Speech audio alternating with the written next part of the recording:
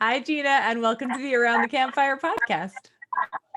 Hello, thank you so much for having me. Thank you for being here. Can you share why you're in a bathroom? A bathroom? What do you mean? There's no bathroom. Yes, of course. Before we came on record, I was sharing with you that my husband had brain surgery on Monday. Incredible. And he's recovering well. He's doing great. He's resting a lot. So I've had a lot of time to think and journal and create. And so I figured I would still come on with you today. Yeah, you're at the University of Chicago Hospital in the bathroom. Like Perfect example of like Tears and Tulle, which I know we're going to talk about. Exactly. But yeah, the beautiful within the messy. Mom life, living all the things, right? So thank you for sharing that. And I'm so glad that he is doing okay and recovering well. So that is awesome. Yes, okay. Yes. Now, can you please introduce yourself, who you're a mom to, all of the things? Absolutely. So I am Gina Bell. I live right outside of Chicago, and I am the mother of 6 amazing kids who are almost all adults at this point. So this time of year, I can start to say their ages pretty easily because they all kind of run together. But I have they're between 17 and 23, and there are 4 girls and 2 boys. So busy mama over here. Yeah, have been for a long time. That's amazing. Absolutely. That's amazing. Okay, you did mention it a few minutes ago, Tears and Tulle. Can you tell us what is the Tears and Tulle movement?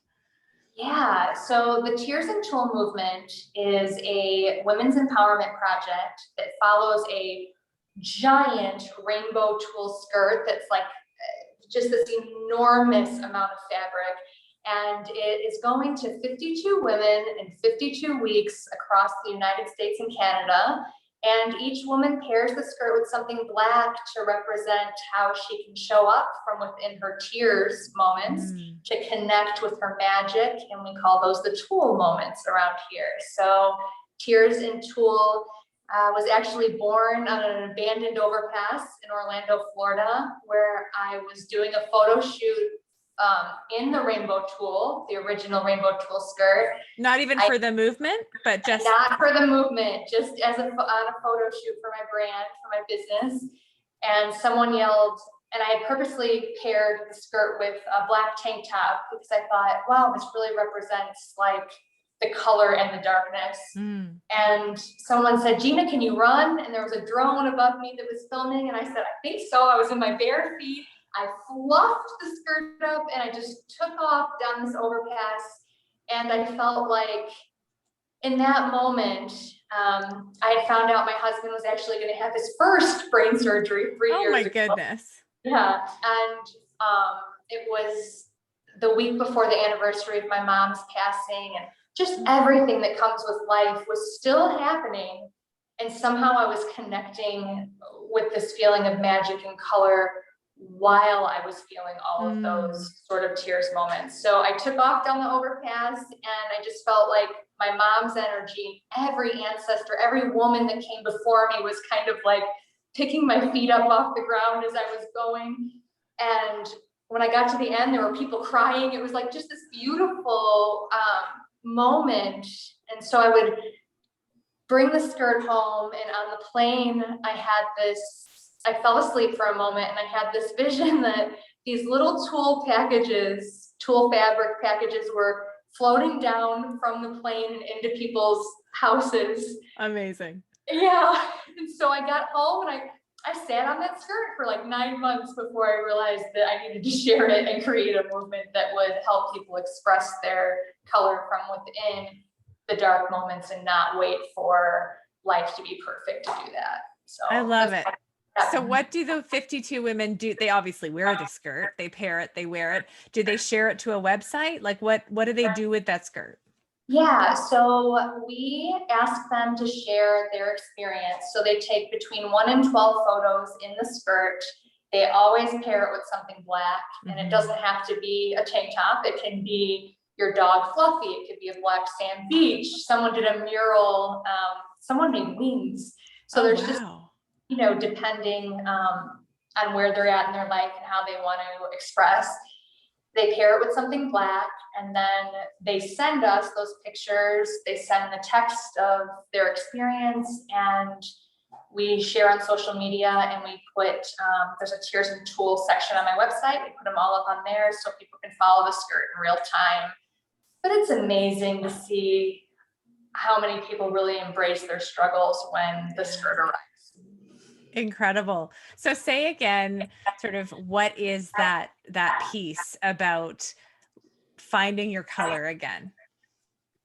Yes. So I believe that we're all, even before we're born, like we're in the womb and we have this like beautiful, radiant color. And I call those our birth colors. And when we can connect, open our vulnerable hearts from within the darkness, from within the tears moments, we then are so much more capable of growing that color, expanding that tool out into the world, and really sharing that with others, sort of as a way to almost give permission for everybody else to kind of stand in that space too. Amazing. Amazing. Now, have you always been passionate about women's empowerment, or did this come from this moment on the overpass? Yeah, it was beforehand. So I worked for nonprofits for years before I went out on my own. And I was a women's empowerment coach. I've been a volunteer coordinator. I worked with families, but my passion has always been helping women to reconnect with that color and not waiting, because we live in a world now where we often wait. I'll wait until I have this, or I have this much money, or I'm this age, and we compare, and there's so many picture perfect people. Like I want to meet people where they're at, and I want to say it's okay to show up from within all that muddy muck and just grow that seed through the dirt, Yeah. So yeah, probably for the past 12 years or so, I've been working with women's empowerment issues. Yeah. Amazing. Amazing. It's when we think about moms and you say like people sort of lose their color. I talk a lot about losing your spark.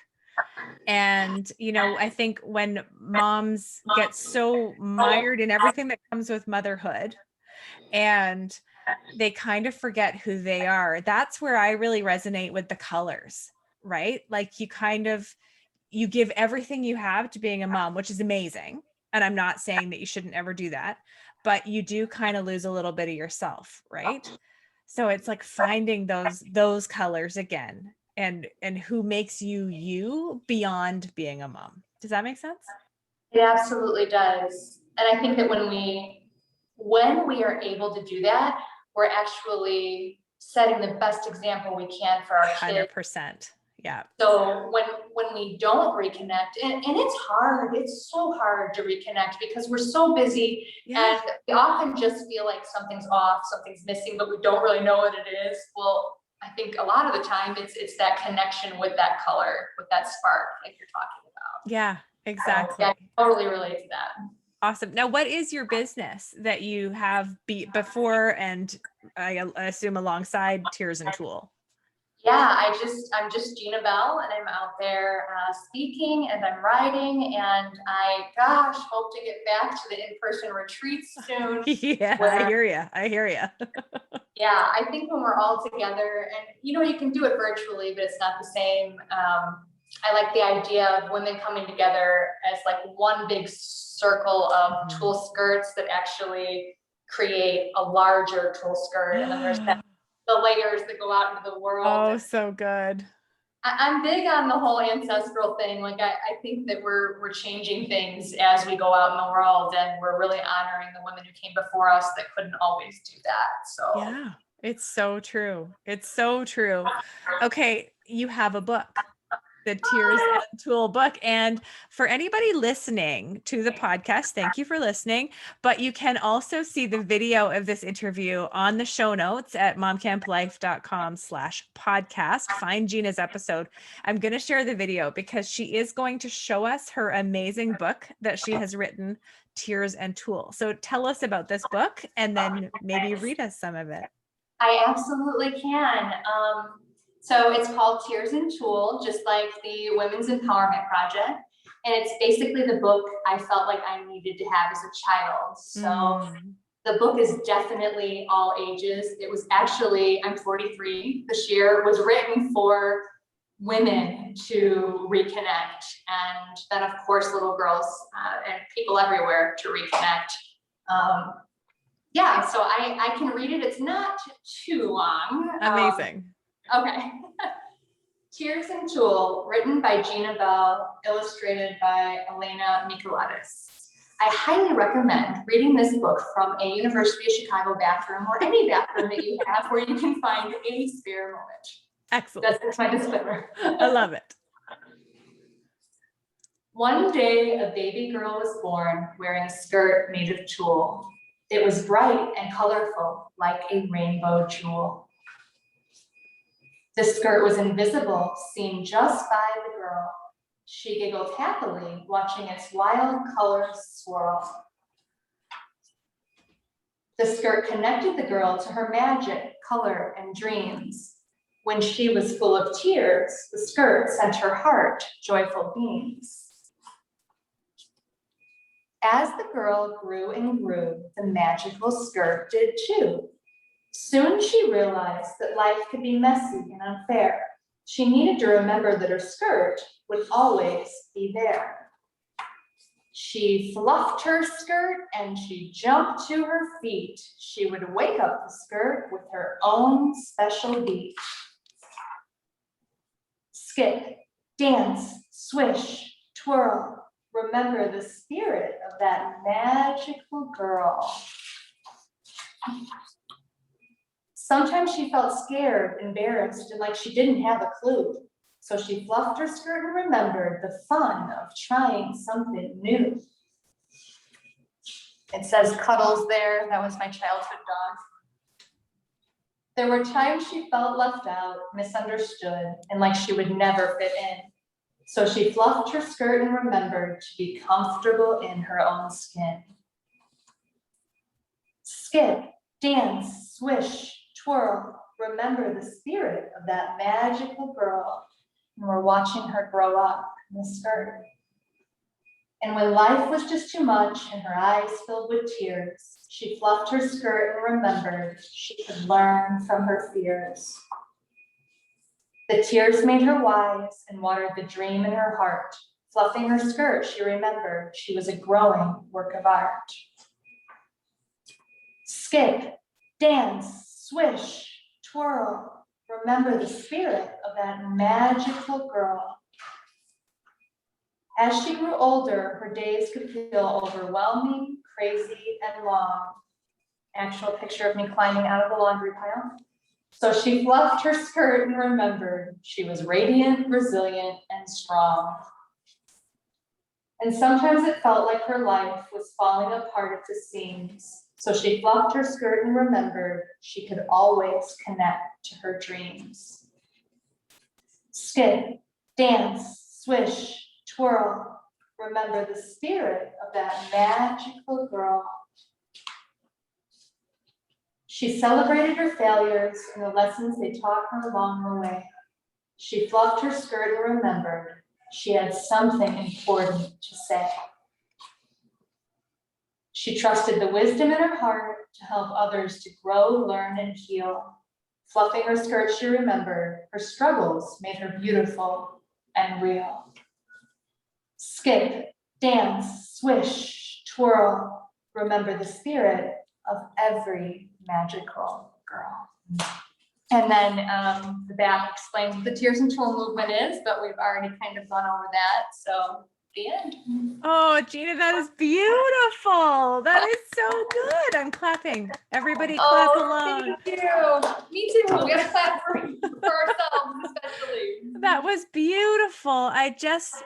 That is written for, I'm 45. That is written for me. That is written for all ages, like you said. Yes. Oh my God. It really is. You must be so proud of that. What a gift to the world. Oh my gosh. Thank you. Thank you. It's so funny. I keep saying that the book isn't 42 pages long. it's millions of pages long because everybody has a Tears and Tulle page or pages in the story, you know, so it really expands and people really make it their own, which is super special. Oh, it's just lovely. Okay.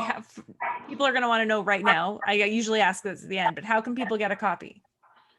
They could go to ginabell.co, no M, just ginabell.co. And there's a Tears and Tulle tab, and all the way at the bottom of that, it says like buy the book, and you could go and check out more information on it. Okay. Awesome. Awesome. Oh, that's so good. That was just, what a lovely part of my day. Thank you. Oh, I hope everybody feels that same way. It was just lovely. Thank you. Thank you so much. Now I have some questions that I ask all of my guests. Yeah, ask away. First off, how do you define balance, or do you, for yourself and your family? Oh my gosh, I love this question. So my husband will often remind me what I teach other people and what I teach myself. But I have this idea that we like Ferris wheels in the world. So my business is all about metaphors, obviously, with the Tears and Tulle skirt. But I have this idea that we're all on this, that we all have this like inner Ferris wheel, and we all have like an inner Ferris wheel operator. And that operator is the only one who knows the speed the wheel should be moving at, like at all times. And I think that we get so busy in life, we start moving at other people's speeds. And often those people are moving at someone else's speed too. So it's complete chaos. It doesn't even make sense. And so I say to kind of just try and pay a little more attention to what you put on your wheel and what you take off your wheel, and honor that sort of inner operator that has this wisdom to know what speed we should be moving at. I joke that we end up under the funnel cake booth covered in powdered sugar, not even looking at the wheel anymore, you know? But it's so true. That's gonna happen. Like, I'm gonna end up under that table, but I also can pause, and like my husband will say, hey, Gina, what about your wheel? You know, when I'm running around like a maniac. So that would be my balance. I love it. I have to say, nobody has used that metaphor, so I love it. But also that feeling of spinning out of control.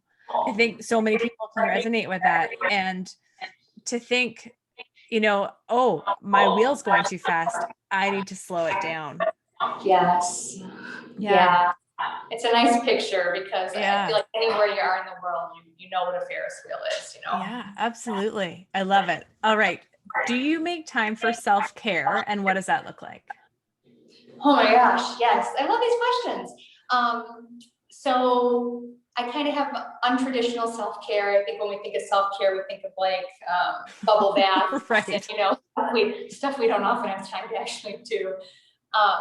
But I have gotten into the habit of flipping an hourglass so that people around me know that that's my time for a moment. So even if it's a 3-minute hourglass or a 5-minute or even a 20, like this idea that someone can see a visual, like, oh, mom is meditating for 10 minutes. I see her an hourglass going.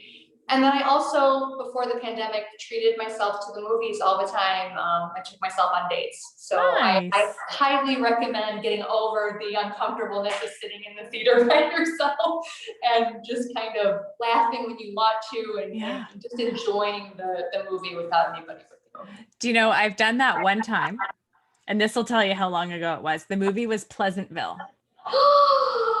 But one day I'll tell you all about how I feel about Pleasantville. Okay. But I have to say, like, and obviously it was the movie, everything's black and white, it becomes color, right? But I walked out of that theater, and I will tell you, those colors seemed brighter. And maybe it was because of the movie, but maybe it was because I was by myself experiencing it for myself. And everything, I had this whole new appreciation for everything around me. It was the craziest thing.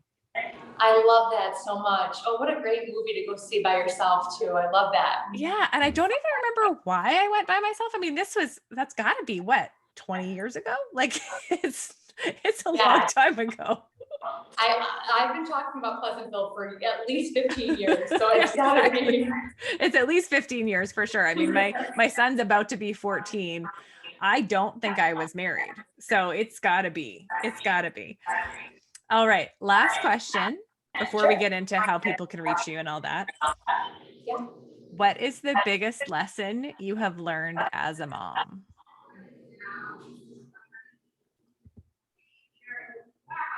Oh, this is a good one.